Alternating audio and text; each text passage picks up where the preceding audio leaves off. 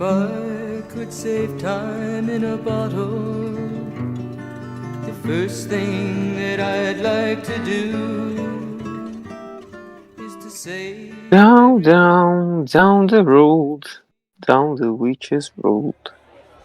Bom dia, boa tarde ou boa noite, aqui quem vos fala é Rodrigo Carboni, Rodrigo Resenha, e chegamos para mais um podcast, mais um Degustando Séries sobre a Agatha desde sempre. Bora falar destes dois episódios 6 e 7, se não me falha uma memória, né, que às vezes eu me confundo um pouquinho aqui.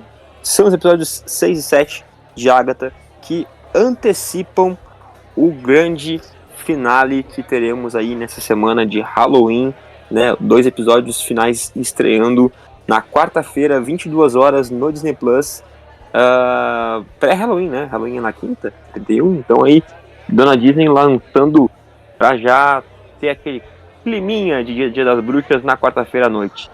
E vocês sabem que se eu estou aqui para falar de Marvel, né, e eu estou aqui como host, né, já que me foi cabida essa responsabilidade, tenho aqui a companhia do meu caro amigo do peito, mestre Josimar Carlos. Opa, olha aí, nossas pessoas. Gostamos de falar de 2 em 2 da Agatha. Gostamos. Só pra gente semana que vem e finalizar. E eu acho que a gente sempre faz as coisas sem querer e ao mesmo tempo querendo, né? Porque casou demais esses 2 episódios aqui, né? Então a gente casou demais. Eu acho que a gente...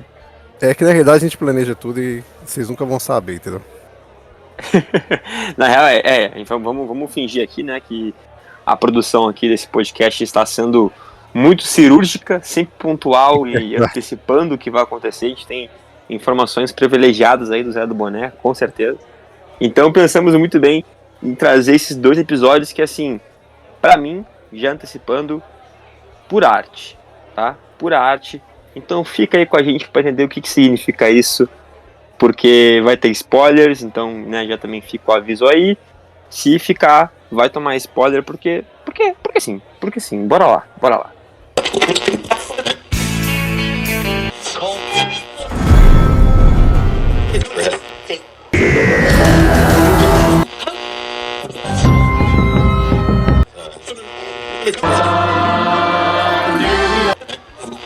Degustando séries.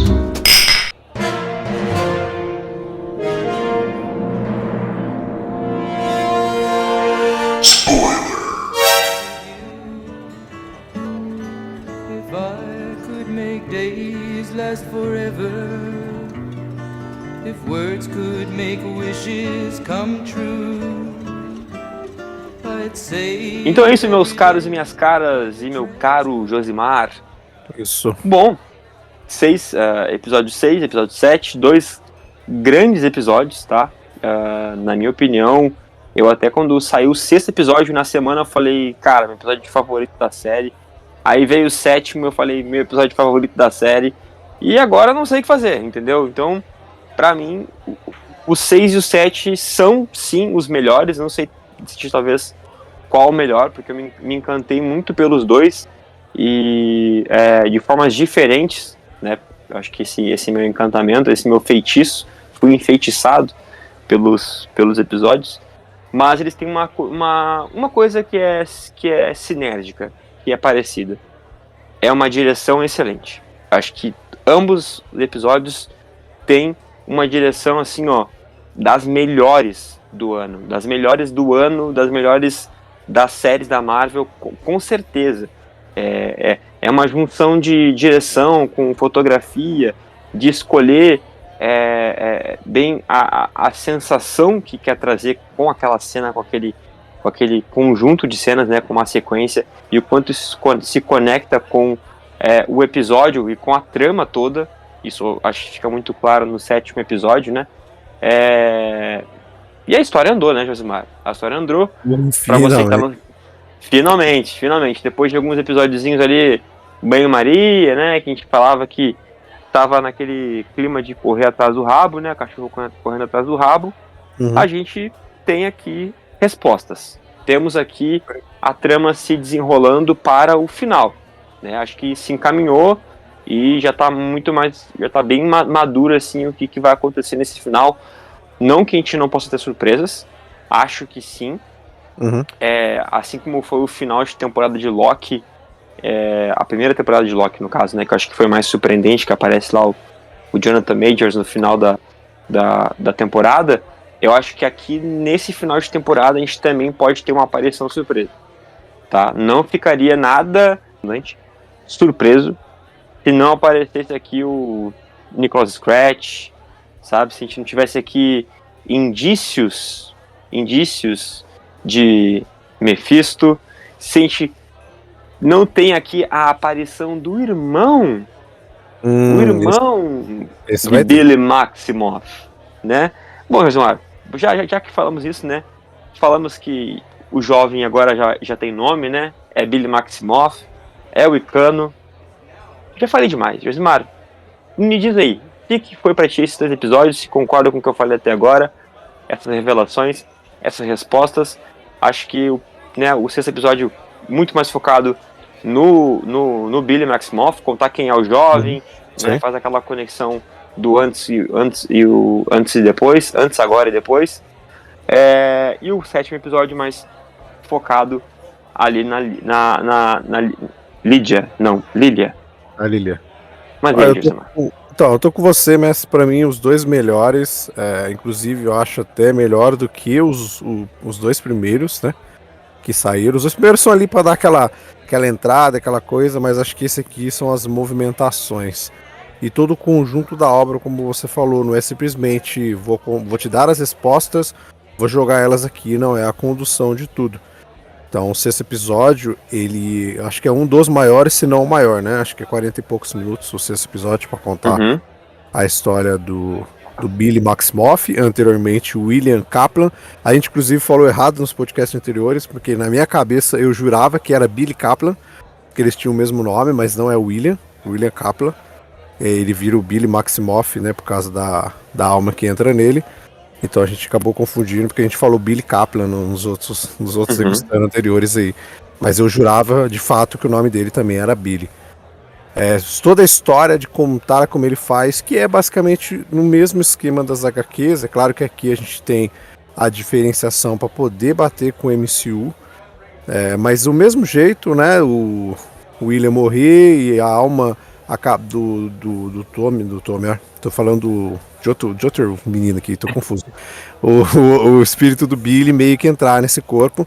Só que daí ao mesmo tempo a gente tem a construção de tudo isso, porque assim, o Billy entra nele, mas não é aquela parada, tipo, eu entrei nesse corpo e agora eu sou o Billy. Pá, 100% Billy. Meio que fica uma mescla, né? Porque basicamente o William morreu ali, mas fica o William com o Billy dentro do seu subconsciente. Porque durante todo o episódio a gente vai ter o William. São 4 ou 5 anos que se passa desde o acidente. 3 anos. Eu aumentei os anos aqui. Durante todos esses 3 anos, ele tem uma construção, né? Ele tem um entendimento, entre aspas, do que está acontecendo. E é óbvio que ele estuda magia. Algumas pessoas questionaram na internet de como um menino daquele, sem saber nada, do nada ele começa a fazer feitiço. Ele ficou 3 anos estudando aquilo, fazendo aquele caderninho, então assim, ele não aprendeu as coisas do nada. Se você olhar no quarto dele, você vê a quantidade de coisas, quantidade de, né, o planejamento, as escritas, as procuras que ele estava fazendo para poder chegar naquilo que a gente vê lá no primeiro episódio, que aqui casa, inclusive, né? Quando ele vai atrás da Agatha, a gente tem a visão dele, né? Dos acontecimentos, que é bem interessante. E eu gostei disso, dessa forma de mostrar que ele não se lembra de tudo até onde a gente tá. Que seria muito clichê se de repente, eu sou o Billy e já era, sabe? Acabou. Porque o final do episódio anterior, né, que seria o 5, na minha cabeça eu entendi isso. Que era, na hora que ele vira meio que o Icano, acabou, velho. Aqui é o Billy e já era. E não, ele, sem querer, né? Ele liberta os poderes dele sem querer e ele nem mesmo entende como é que ele fez aquilo. Um descontrole, né? Isso. A única coisa que ele sabia desde o começo é que ele lê mentes. Ele já tem essa noção, né? Durante esses 3 anos ele já tem essa noção, que é um dos poderes do Billy Maximoff, né? Que é a leitura da mente, e o Tommy, no caso, é o velocista, né? É igualzinho o irmão dele. Um pegou os poderes do tio e o outro pegou meio que os poderes da mãe, né? É meio que assim os dois irmãos. Então eu gosto do 6, mas eu acho que o 7, eu não sei porquê, eu não consigo explicar. Eu acho 100%, talvez seja a construção, seja a direção, seja a forma como ele é feito, a dinâmica que ele traz, e eu acho que é um episódio que ele passa no estalar de dedos, assim, ó. Pra mim parecia que eu tava vendo uma parada de 10 minutos. Porque a trama, ela foi tão indo, sabe? Que, pum, sabe, parou. Tanto que a personagem da Lily é uma personagem muito interessante, cara. Desde o começo, a gente, inclusive aqui mesmo, a gente cantou sobre esses espasmos dela, né? Sobre esses gritos, né? O Rodrigo até teve uma teoria aqui do que seria e tal, e a gente assistia todos os episódios tentando encaixar se essa mulher gritar Cuidando, alguma coisa, se essa mulher gritar alguma coisa aqui. E aí a gente descobre que ela meio que viaja, né? Ela faz uma viagem extracorporal ali que ela não vive. Deve ser muito bizarra essa parada, né, cara? Ela não vive uma linha do tempo linear. Então, tipo, ela vive a vida dela fora de ordem. Ela pode estar criança, ela pode estar mais jovem, ela pode estar velha. E aquilo ela vai virando. E essa forma como eles conduzem isso no episódio eu achei excepcional. Que inicialmente você não entende nada. As paradas começam a dar uns pulos, que daqui a pouco tem duas pessoas vivas, as duas lá, daqui a pouco elas são do outro lado, daqui a pouco elas já estão com fantasia, e as paradas vai dando uns pulos igual ela, porque você entende junto com a Lilia. Porque ela mesma não tá entendendo de algumas coisas. Porque ela não tá vivendo aquilo de forma cronológica. Exato. E a gente tá assistindo também, né? Exato, e eu acho que isso é muito espetacular, assim, pro episódio, porque consegue orquestrar bem essa confusão, né? Uhum. Essa Sim. bagunça, que combina com o que tu comentou, né, Gismar? O episódio ele tem uma fluidez muito boa, Nossa, e ele não é curto. Quer dizer, ele até considerado ao que a série já entregou, ele é um pouco mais longo, né? 34 minutos, eu acho, né? Alguma coisa assim? Acho que não passa de 40 minutos. É entre 30 e 40 minutos. Então, assim, comparado a outros episódios, ele tem um pouco mais de duração. Mas ainda assim, ele é um episódio curto de série, né? Porque a gente tá acostumado aí com episódios de 40, 50, uma hora. Cara, é um estalar de dedos, assim. Que a história, ela se conta, ela se casa, né? Ela se junta. E eu acho que aqui, né? Principalmente o sexto e o sétimo episódio, que a gente já falou, são episódios de respostas. Mas principalmente o 7, né? O 7, ele parece que embaralha, né? Agora pegando a referência do tarot que teve também nesse episódio, ele embaralha as cartas, deixa a gente confuso, mas no final ele pega e coloca isso em ordem e diz, não, é isso aqui, e responde. Ao mesmo tempo que ele cria mais dúvidas e mais confusão, no final todas as respostas praticamente são dadas. Poucas perguntas estão em aberto até agora, né, para a reta final. Eu acho que a reta final ela vai ser muito mais um clímax de o que há no final do Caminho das Bruxas. Do caminho. Né? E qual é o verdadeiro interesse de cada um dos que está ali. Né? A Agatha a gente sabe que é o poder, o Billy Maximoff a gente sabe que é o irmão, a outra bruxa que sobreviveu, que é a alta... É Jen ou não? A Jen, mas a carta que sai pra ela no tarô é alta sacerdotisa, né? É isso, alta sacerdotisa. Então, qual também é o interesse dela, né? Nesse final desse caminho, né?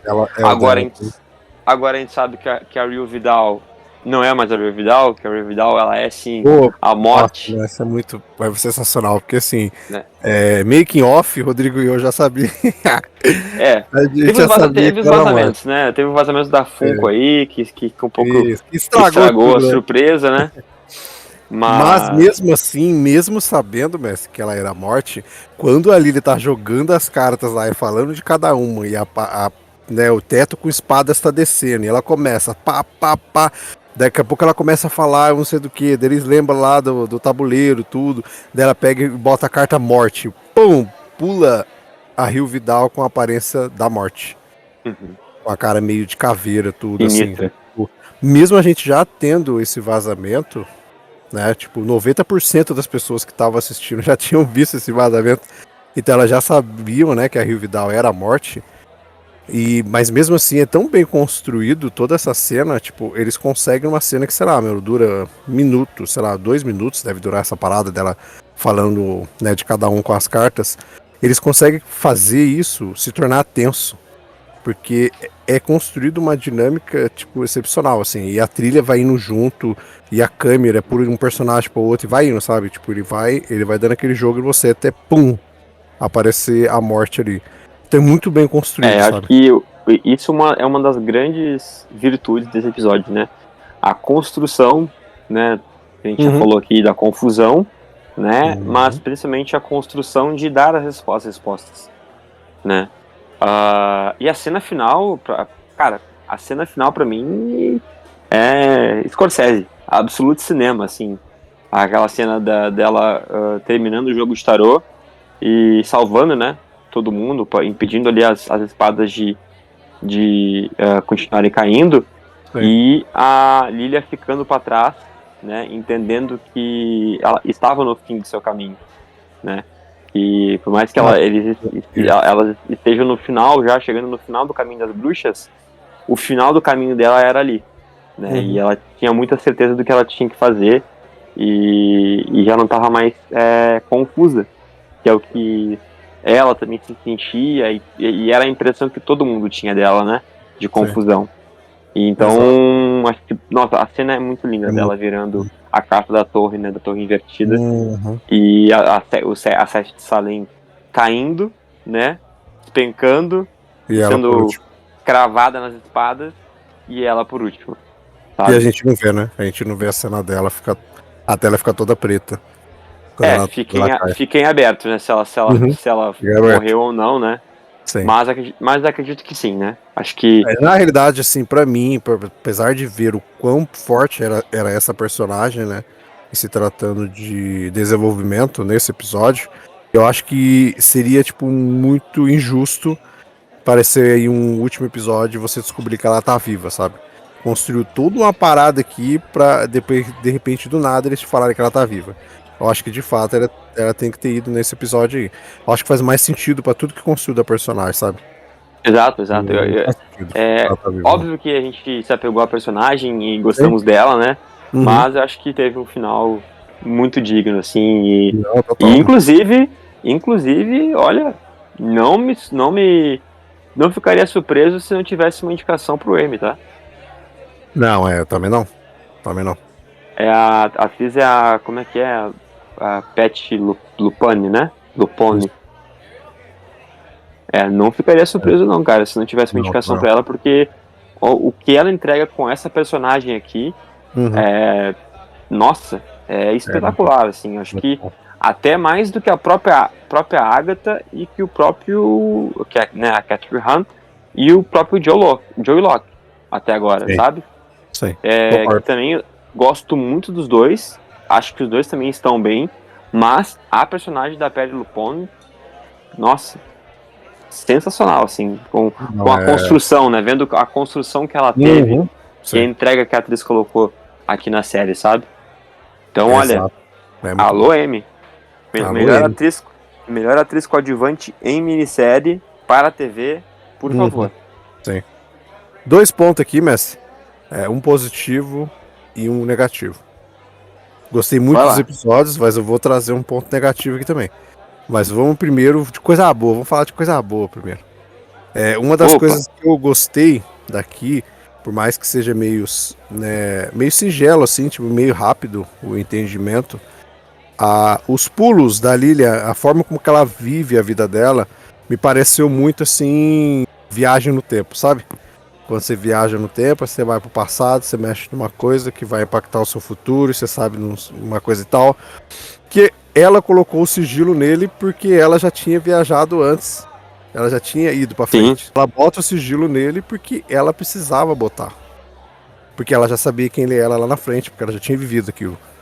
Ela já tinha feito, tipo, um pulo lá na frente pra depois aparecer naquele. Tanto que, se você lembrar desse episódio, né, do 6, quando ela encontra com ele, quando ela vai, né, tirar a carta dele e tudo e tal, parece que ela dá ela dá meio que um estalo dela e ela muda, né?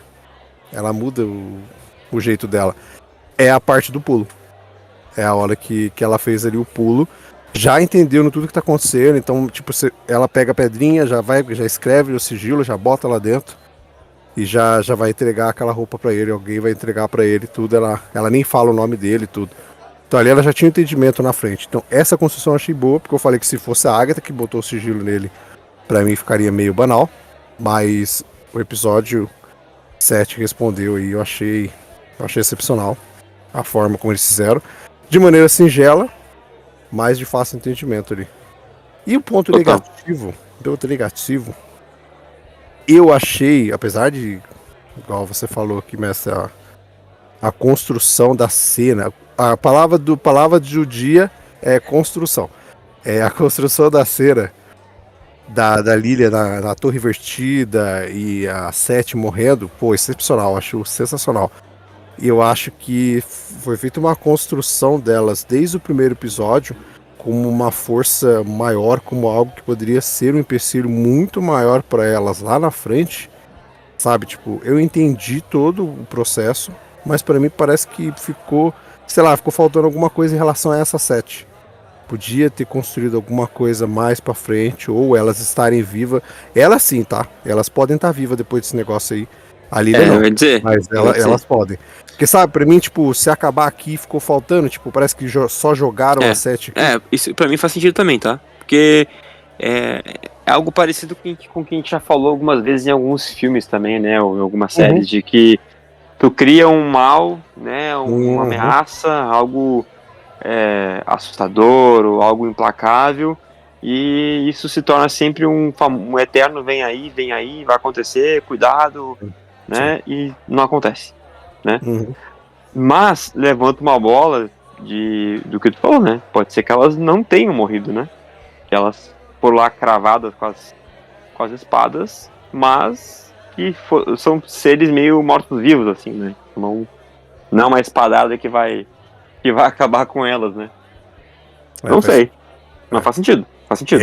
Elas estarem vivas, como eu falei, isso faz sentido e pode implicar alguma coisa lá na frente. Apesar de que eu acho que elas vão de fato estar mortas, acabou, finito aqui, e que o grande plot aí dos próximos 2 episódios vai ser o caminho. A Agatha deve trair alguém de novo ali, alguma parada, quando ela vai recuperar os poderes dela, e vai ter alguma treta ali de novo e tal. O Billy provavelmente ali com a história do Tommy. E a morte, né? A morte deve ser o grande ponto ali nesse final aí de minissérie. Deve de fato ser a morte da Rio, né, Aubrey Plaza. Ela vai ter um protagonismo. Lembrei de outra coisa, mestre. Que é a aparição do Evan Peters, né? No 6º episódio. Exato! No 6º episódio, exato. Né? Puxa, nossa, nem lembrava dele, né? Verdade. Não, lembrei agora aqui, do nada, falando do Tommy e tudo, e do nada veio a ideia, assim. Que é aquilo, né? Tipo, era uma forma da Marvel meio que ressuscitar, porque todo mundo sabe que Evan Peters colocado em WandaVision foi uma piada, que era só pra todo mundo fazer teoria, né? Eu acho que teve uns 2 caras aí que gravaram podcast na internet que não aspiraram com o Mercúrio, e tiveram várias teorias. Os 2 caras aí, né? Os 2 caras aí. Nossa, eu vou nem falar desses 2 caras aí. Esses caras é incrível. E aí foi meio que tipo, vamos trazer esse cara aqui, né? Que o cara fica surtado porque ele de fato era o único que estava consciente de tudo que estava acontecendo ali, né? Tudo que estava acontecendo no local. Porque ele era um ator que tava de fato fazendo um papel, ele não estava vivendo uma mentira 100% ali. Então, tipo, ele tinha noção do que ele tava fazendo, das coisas que ele tem que fazer, né? Matou o cachorro lá, um monte de coisa que ele mesmo fala nesse episódio. Nesse 6º episódio aqui. Então isso deixou ele surtadaço, porque ele sai do negócio e basicamente ninguém acredita nele. Ele começa a juntar as coisas, tá ligado? É uma participação legal? Ela conta algumas coisas e tal. Mas ao mesmo tempo é aquilo, né? É mais uma vez o Evan Peters jogado, né?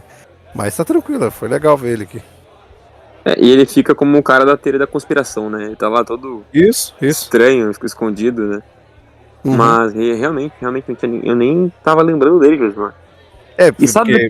Porque é muito relevante, né? Por isso. E sabe também do que eu não tava me lembrando?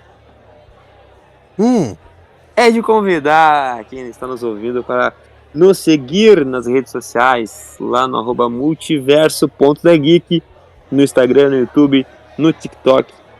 Procura aí na sua rede social favorita, principalmente lá no Instagram, no YouTube, né, que é onde a Geek está atuando mais forte, e também, né, nos agregadores de podcast aí. E segue a gente, acompanha, dá like, comenta. Pessoal aí que está ouvindo nos agregadores de podcast, por favor, dá nota 5 aí, dá 5 estrelas, comenta se tiver como comentar na ferramenta do podcast aí, o que tá achando do episódio, é importante pra gente, o pessoal também do YouTube aí, se inscreve e ativa o sininho de notificações para ficar sabendo sempre que sair novos conteúdos aqui no Multiverso da Geek. Multiverso.dageek, @multiverso.dageek. E também o meu perfil, né? Me segue lá para acompanhar o meu trabalho no Resenha Pós-Créditos, @Resenha Pós-Créditos. Esse rapaz aqui falando sobre filmes, séries e cultura pop, @Resenha Pós-Créditos. Beleza? Nos vemos na semana que vem para falar dos últimos 2 episódios de Agatha Desde Sempre. Vamos ver, vai aparecer Tommy? Será o... Vai aparecer o Mephisto? Será? Ó, você Vai tá ligado, né? aparecer Que eu não quero criar Nicholas esperança, não. Scratch? Eu não quero criar esperança, não. Eu não quero criar esperança, não. Porque a Marvel me iludiu durante o WandaVision. Aí aqui agora ela pegou e falou pra você: ele existe. Ele está entre nós. Ele está. E todo mundo sabe aí que eles estão seguindo a ideia do William Kaplan, do espírito. Quem conhece as HQs sabe que o Tommy não é o mesmo processo. Ele não entra no corpo de ninguém. Ele é reencarnado pelo próprio Mephisto. Tommy cria vida, uma figura corpórea, que é trazida à vida pelo próprio Mephisto. Então assim... e é isso. Até semana que vem.